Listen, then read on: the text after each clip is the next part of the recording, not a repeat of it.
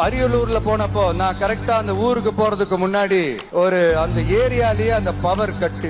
இவரு திருச்சிக்கு வந்தாராம் அரியலூருக்கு. Current cut பண்ணிட்டோமா?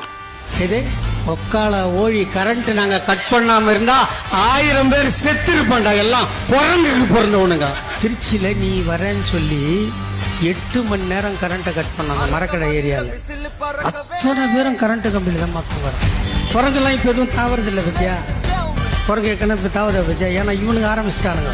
ஓ நம்மளுக்கு பதில் இவன் வந்துட்டான், நம்ம தாவ வேணான்னு முடிவு பண்ணி. பைக் வேலை செய்யல. உன் மைக்கு வேலை செய்யலன்னா நீ சொருவுறத கரெக்டா சொருவுலன்னு அர்த்தம். அது நீ யாருக்கிட்ட கேட்கணும்? பஸ் எவன் செஞ்சு கொடுத்தானோ அவங்ககிட்ட கேட்கணும் இல்லையா? அதே நம்ம மைக்கெல்லாம் போட்டு தரோம். நாங்க கேபிளை கட் பண்ணிட்டாங்க. ஜெயலலிதா இருந்தா உன் கேபிளையே கட் பண்ணிருக்கோம் நேரம்.